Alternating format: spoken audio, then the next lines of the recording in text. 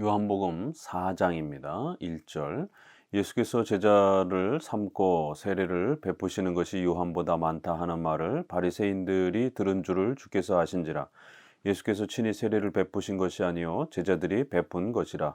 유대를 떠나 다시 갈릴리로 가실새 사마리아를 통과해야 하겠는지라. 사마리아에 있는 수가라 하는 동네에 이르니 야곱이 그 아들 요셉에게 준 땅이 가깝고 거기 또 야곱의 우물이 있더라. 예수께서 길 가시다가 피곤하여 우물 곁에 그대로 앉으시니 때가 6시쯤 되었더라. 사마리아 여자 한 사람이 물을 기르러 왔음에 예수께서 물을 좀 달라 하시니 이는 제자들이 먹을 것을 사러 그 동네에 들어갔음이로라. 사마리아 여자가 이르되 당신은 유대인으로서 어찌하여 사마리아 여자인 나에게 물을 달라 하나이까 하니 이는 유대인이 사마리아인과 상종하지 아니함이로라. 예수께서 대답하여 이르시되 내가 만일 하나님의 선물과 또 내게 물 좀 달라 하는 이가 누구인 줄 알았더라면 내가 그에게 구하였을 것이요 그가 생수를 내게 주었으리라. 여자가 이르되 주여 물 기를 그릇도 없고 이 물은 깊은데 어디서 당신이 그 생수를 얻겠사옵나이까. 우리 조상 야곱이 이 우물을 우리에게 주셨고 또 여기서 자기와 자기 아들들과 짐승이 다 마셨는데 당신이 야곱보다 더 크니까. 예수께서 대답하여 이르시되 이 물을 마시는 자마다 다시 목마르려니와 내가 주는 물을 마시는 자는 영원히 목마르지 아니하리니 내가 주는 물은 그 속에서 영생하도록 솟아나는 샘물이 되리라. 여자가 이르되 주여 그런 물을 내게 주사 목마르지 않고 또 여기 물 기르러 오지도 않게 하옵소서. 이르시되 가서 내 남편을 불러오라. 여자가 대답하여 이르되 나는 남편이 없나이다. 예수께서 이르시되 내가 남편이 없다 하는 말이 옳도다. 너에게 남편 5이 있었고 지금 있는 자도 내 남편이 아니니 내 말이 참되도다. 여자가 이르되 주여 내가 보니 선지자로소이다. 우리 조상들은 이 산에서 예배하였는데 당신들의 말은 예배할 곳이 예루살렘에 있다 하더이다. 예수께서 이르시되 여자여 내 말을 믿으라. 이 산에서도 말고 예루살렘에서도 말고 너희가 아버지께 예배할 때가 이르리라. 너희는 알지 못하는 것을 예배하고 우리는 아는 것을 예배하노니 이는 구원이 유대인에게서 남이라. 아버지께 참되게 예배하는 자들은 영과 진리로 예배할 때가 오나니 곧 이때라. 아버지께서는 자기에게 이렇게 예배하는 자들을 찾으시느니라. 하나님은 영이시니 예배하는 자가 신령과 진정으로 예배할지니라. 여자가 이르되 메시아 곧 그리스도라 하는 이가 오실 줄을 내가 아노니 그가 오시면 모든 것을 우리에게 알려주시리이다. 예수께서 이르시되 내게 말하는 내가 그니라 하시니라. 4장에서도 이제 요한복음의 앞부분에서 소개되는 몇 가지 중요한 기독교의 핵심 교리들이 아주 중요하게 소개가 되고 있습니다. 특별히 4장에서는 이 수가성 여인과의 사마리아 여인과의 대화를 통해서 유대인과 이방인의 이러한 나누어졌던 계층이 이제는 무너졌고 모든 이방인들 지역에서도 하나님의 택한 백성들이 이제 주께로 나아올 수 있는 이런 구원의 위대한 역사들이 펼쳐진다라고 하는 이제 유대인 중심에서 이방인에게까지도 하나님의 복음과 위대한 구원의 역사가 펼쳐진다라고 하는 이러한 또 신약적 그러한 교회의 확장에 대한 놀라운 이러한 또 선포를 사마리아인 이방인 여성을 구원으로 초대하는 이제 이러한 장면을 통해서 구약의 유대인 중심의 교회가 이제는 유대인과 이방인을 포함한 전 세계 모든 백성 가운데 하나님의 택한 백성들이 주님께로 초대된다라고 하는 마치 사도행전의 그러한 그 장면을 미리 이렇게 맛보는 형태로 모든 이제 계층이 복음으로 초대될 수 있다라고 하는 이러한 선교적 놀라운 확장의 메시지가 소개가 됩니다. 또 신령과 진정으로 예배드린다라고 하는 이러한 예배의 본질이 구약에서는 제사 중심의 이러한 예배들이 이제는 신약에서는 그런 모든 제사 중심의 성전 중심의 이러한 예배가 중단되고 신령과 진정으로 성령의 그러한 새로운 역사를 통해서 또 하나님의 말씀 중심으로 신약적인 그러한 좀 더 간단한 이런 형식과 방법으로 새로운 예배 시대와 또 새로운 예배 형식이 소개가 되고 있습니다. 이렇게 4장에서는 아주 중요한 구약과 신약의 이러한 전환에 대한 아주 놀라운 선포를 이제 예수님께서 하십니다. 구약의 이러한 예배적 형식과 질서들이 또 유대인 중심으로 펼쳐졌던 교회적 이러한 대상의 제한들이 이제 예수님이 오심으로 인해서 전 세계로 확장이 되고 또 구약적 이러한 예배가 중단이 되고 신약적 예배의 새로운 시대가 이제 메시아를 통해서 펼쳐진다라고 하는 신구약의 이러한 새로운 차이와 변환과 전환에 대한 엄청난 선언을 이렇게 신약 교회와 신약의 새로운 시대에 놀라운 또 오심을 이렇게 또 선언해 주고 있는 것입니다. 그래서 이 사마리아인 수가성 여인과의 대화는 신구약의 통일성과 차이성을 예수님이 정리해 주시는 어마어마한 마치 히브리서의 이러한 내용들을 히브리서가 구약의 이런 모든 내용들을 요약하고 히브리서 이제 9장 10절에 있는 것처럼 구약의 이런 모든 성전 제사 이러한 절기들은 모형과 그림자여 이제 개혁할 때까지만 맡겨둔 것이다라고 하는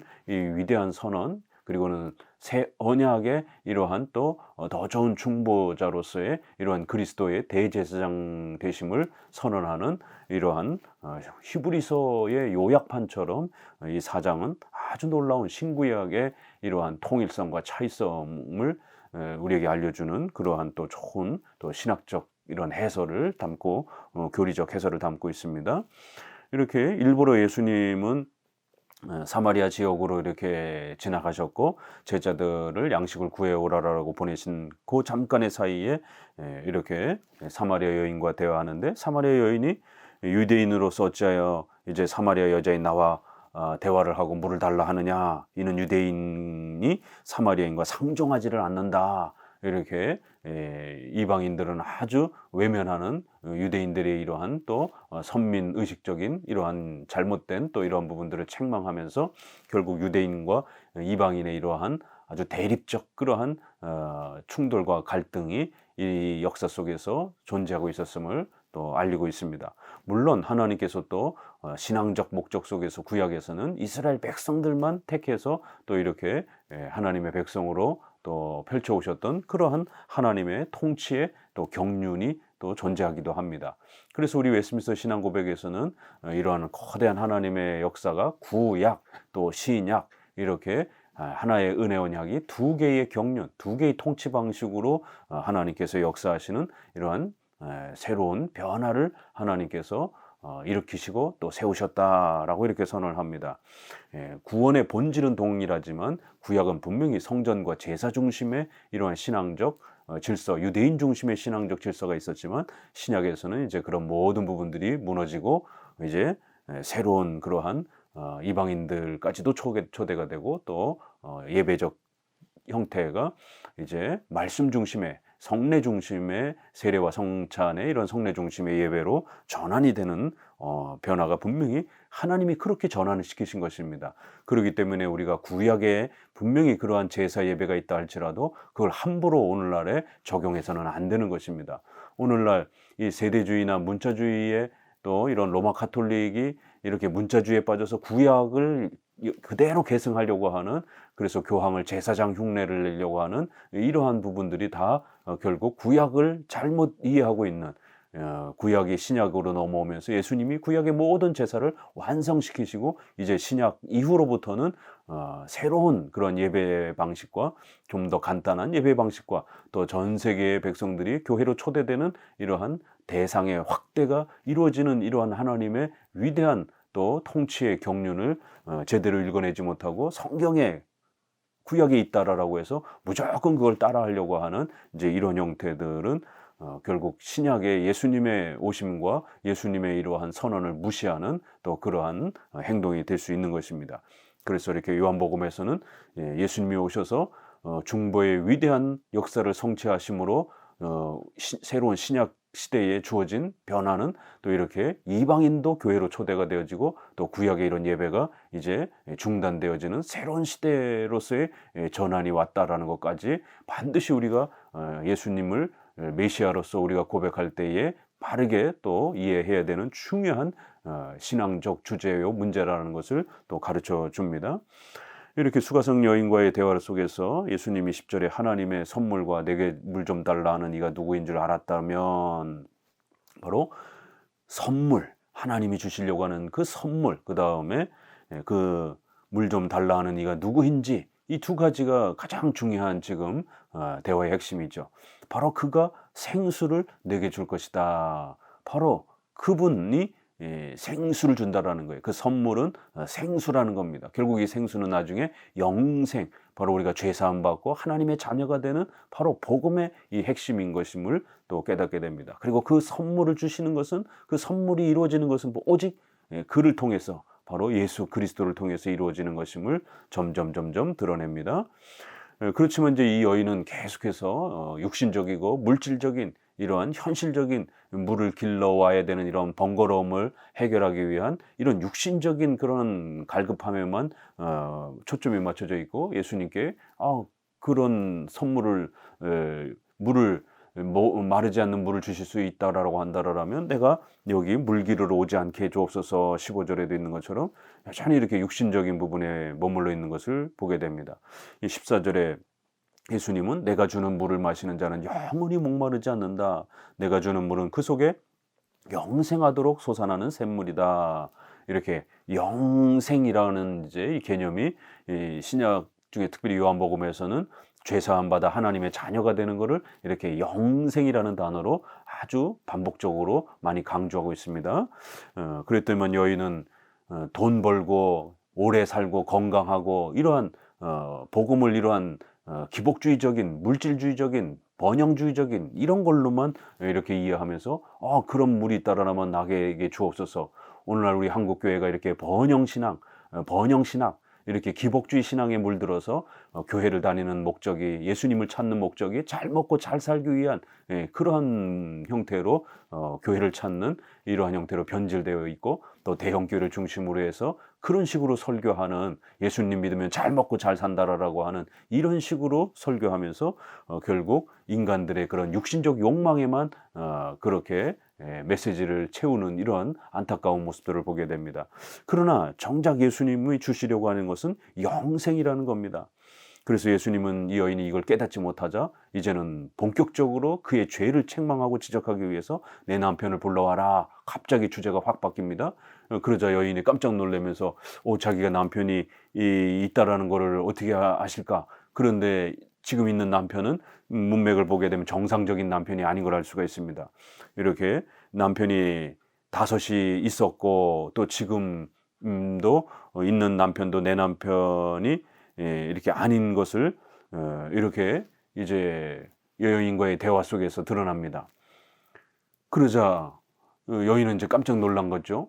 예수님이 자기가 이렇게 여러 남자들을, 그러니까 이렇게 한 여인이 6명의 남자를 이렇게 또 접하고 있다는 것은 쉬운 일이 아니죠. 또 그리고 지금 있는 남편도 정상적인 합법적인 남편이 아니기 때문에 예수님의 그 답변을 통해서 결국 지금 있는 자도 합법적으로 내 남편은 아니다라고 이렇게 아주 꾸짖고 책망하는 이런 걸 보아서 결국 여성의 이러한 모습이 창녀일 수도 있고, 또 문란하게 또 이렇게 여러 남자들을 이렇게 대했던 그런 아주 성적으로 문란한 또 그런 여성일 수도 있고, 당대에 아주 그런 불법적인 그러한 간음의 이러한 그 형태로서 결혼 관계를 유지하고 있었던 어떤 그러한 이러한 간음의 성적 범죄에 대한 부분들을 숨기고 있었던 그런 내용이었던 것입니다. 그래서 이렇게 예수님이 남편을 데려오라 그러니까 깜짝 놀라면서 여인이 자기 남편의 이런 6명의 이러한 그 과정들을 실토했고, 그래서 예수님이 그 부분을 이제 꾸짖자 여인이 깜짝 놀라면서 자신의 그런 은밀한 이런 사생활을 전부 다 꿰뚫고 계시는 예수님의 이러한 죄에 대한 지적이 너무 놀라웠기 때문에 당신은 선지자가 아닙니까? 라고 이제 이렇게 조금 더 그 메시아에 대한 부분을 한 걸음 더 이해하기 시작하는 것을 보게 됩니다. 자, 그러면서 이제 두 번째 주제로 이렇게 넘어갑니다. 그러면서 갑자기 이 여인이 예배할 곳이 그러면은 과연 어디입니까? 라고 하는 이 예배 처소에 대한 질문으로 넘어갑니다. 유대인들은 예루살렘, 전통적으로 그렇게 예루살렘에서만 예배드려야 되고 사마리아인들을 무시하고 그랬는데, 그러면은 과연 어디서 예배를 드려야 됩니까? 라고 하자 예수님이 이 산에서도 말고 예루살렘에서도 말고 구약에서는 물론 예루살렘 중심의 이런 성전 중심의 제사로 예배를 드렸지만 이제는 거기도 아니고 여기 사마리아 지역도 아니고 이제는 이 아버지께 예배할 새로운 때가 도래했다라고 하면서 23절에 아버지께 참되게 예배하는 자는 신령과 진리로 예배할 때가 왔다. 이렇게 선언을 해줍니다. 여기서 바로 이제 새로운 예배 시대가 도래했다라고 하는 메시아가 오심으로 인해서 새로운 예배 시대까지 펼쳐졌다라고 하는 엄청난 선언을 해주시는 것을 볼 수가 있습니다.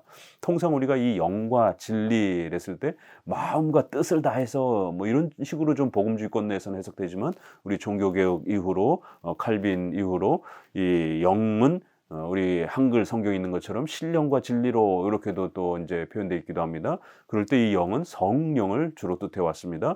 그리고 진리는 말씀을 이렇게 또 많이 해석해 왔습니다. 그래서 제네바 성경은 이 신령으로라는 부분을 이렇게 대문자로 성령으로 이렇게 아주 명확하게 표현하기도 했습니다. 결국 이것은 우리 개혁주의의 규정적 예배 원리라고 하는 예배는 성경이 명령하는 것을 지켜야 된다라고 하는 예배의 규정적 원리를 가르쳐주는 아주 중요한 표현입니다.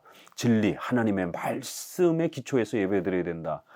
이거는 사람의 마음과 정성을 다해서 예배드려야 된다. 이런 개념보다는 하나님의 말씀의 기초에서 예배드려야 된다.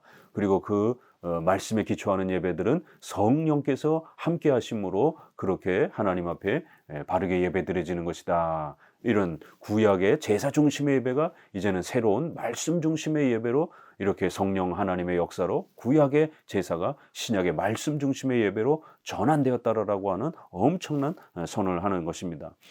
왜 그러냐면 24절에 하나님은 영이시기 때문에 예배하는 자가 영과 진리로 예배해야 된다 이러면서 하나님은 눈에 보이지 않는 분이시기 때문에 그 하나님을 그 존재의 본질을 생각한다라면 하나님이 우리에게 주신 그 말씀을 중심으로 해서 영이신 하나님을 예배하는 것이 더욱 본질에 해당이 되는 그런 예배의 본질에 해당이 될 수 있다라고 이렇게 말합니다. 그래서 구약에 보이는 방식으로 이렇게 예배드렸던 것은 임시적으로 허락해준 모형과 그림자요.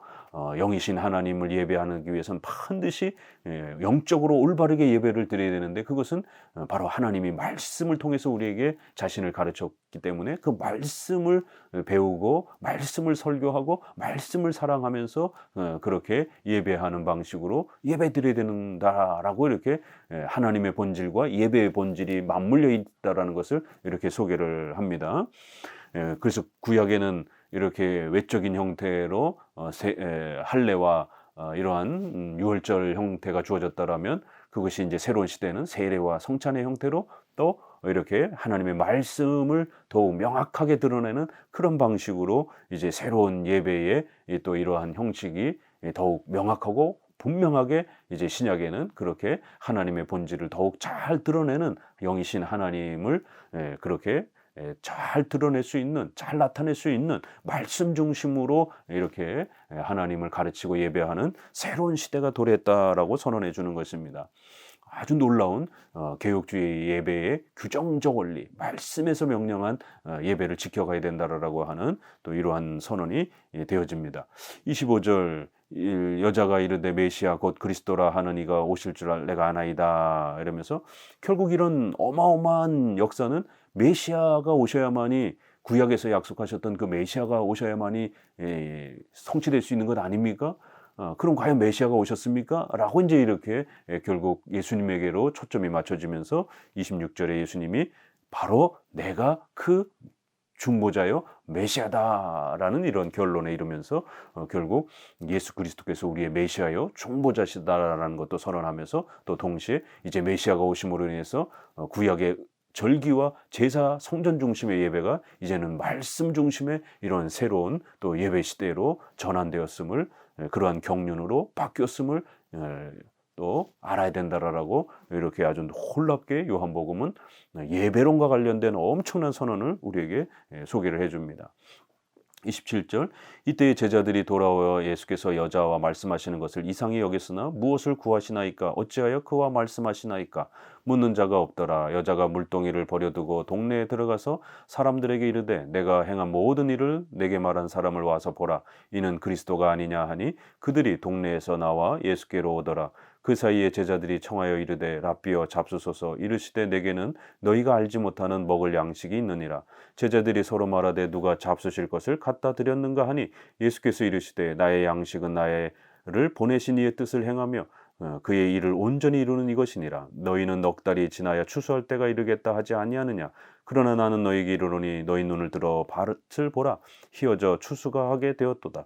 거두는 자가 이미 싹도 받고 영생에 이르는 열매를 모으나니 이는 뿌리는 자와 거두는 자가 함께 즐거워하게 하려 함이라. 그런즉 한 사람이 심고 다른 사람은 거둔다 하는 말이 옳도다.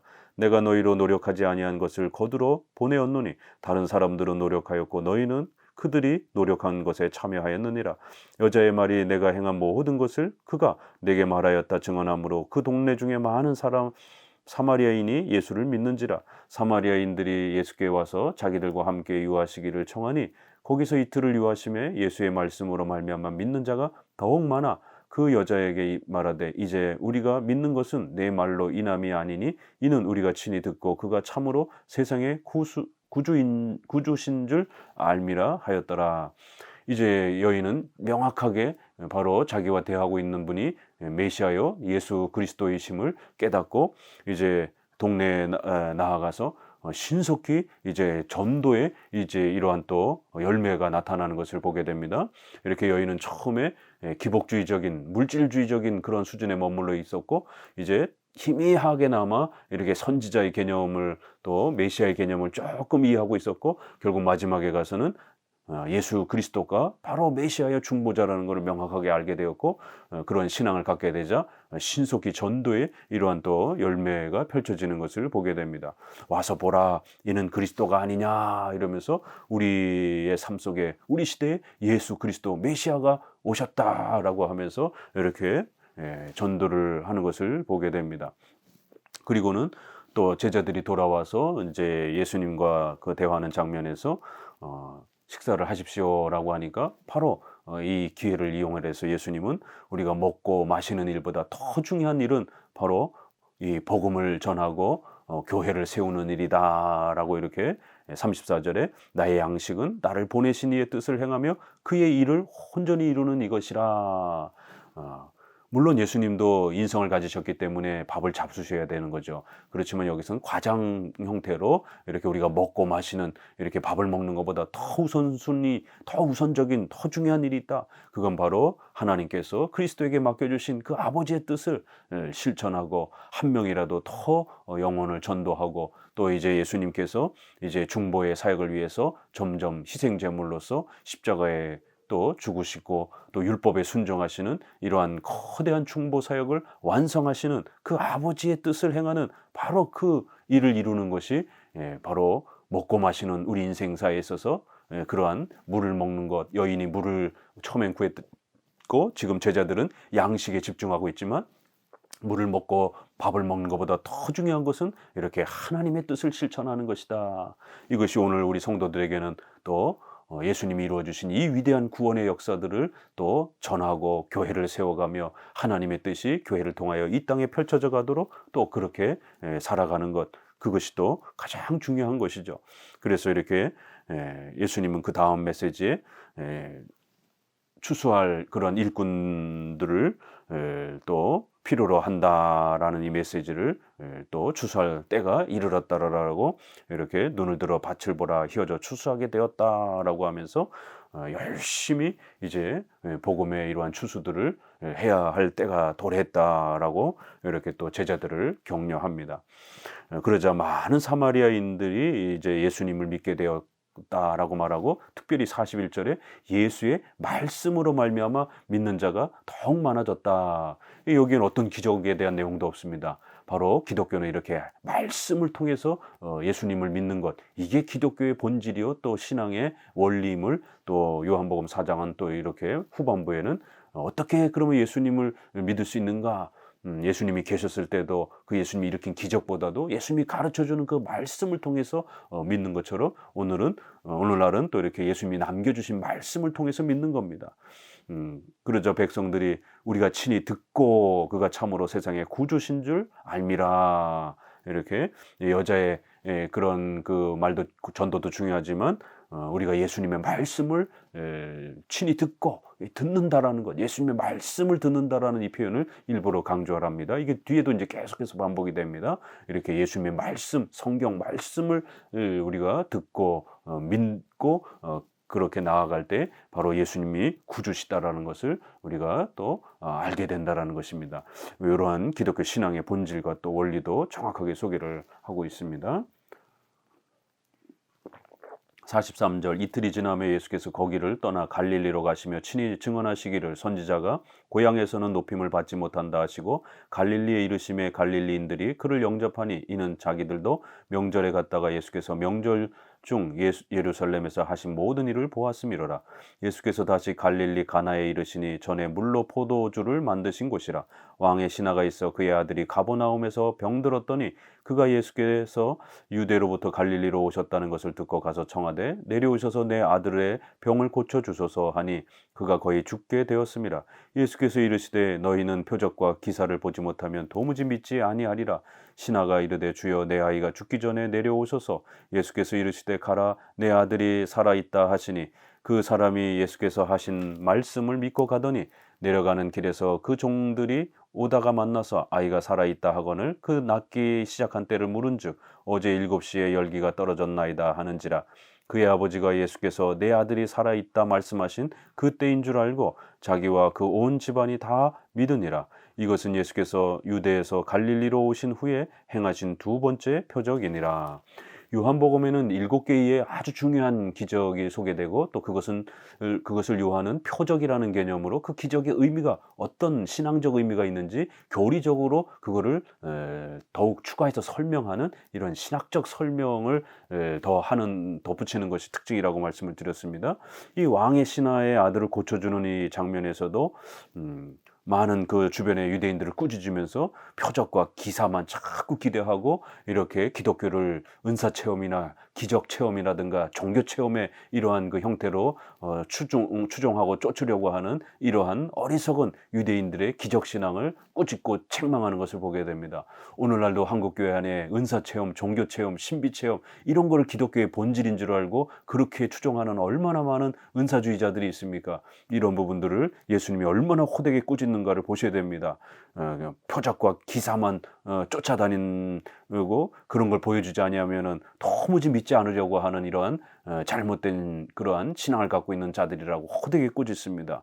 그러면서 오히려 이 왕의 신하의 아들의 병을 치료해 주시는 과정 속에 오히려 그 왕의 신하가 예수님의 말씀을 먼저 믿고 기적을 체험하는 방식으로 순서를 거꾸로 적용을 합니다. 그래서 예수께서 하신 말씀을 믿고 가더니 아직은 치료가 일어났는지 안 일어났는지 모르는 겁니다. 예수님이 치료가 됐으니까 돌아가라 라고 이렇게 말씀으로만 해주신 것이에요. 그래서 예수님이 하신 그 말씀을 믿고 가더니 실제로 집에 돌아가서 보니까 자녀가 치료되어져 있는 것을 확인했고 그 낫기 시작한 때를 확인해 보니까 바로 예수님이 자신에게 약속을 주셨던 그 시간하고 일치가 되더라는 거예요. 이렇게 예수님은 기적 체험보다도 말씀을 먼저 믿고 말씀을 사랑하는 이 성경 신앙을 소유하도록 그렇게 왕의 신하에게도 가르쳐 주셨고 또 이렇게 요한복음을 통해서도 우리에게 가르쳐 주는 겁니다. 그래서 그 왕의 신하가 자기와 그 온 집안이 다 이렇게 믿게 되었다. 그래서 이 두 번째 표적은 말씀을 믿고 의지하는 것이 이 기독교의 또 본질인 것을 이렇게 또 새로운 치료 사건을 통해서 우리에게 또 가르쳐주고 있는 놀라운 내용까지 포함되고 있습니다. 감사합니다.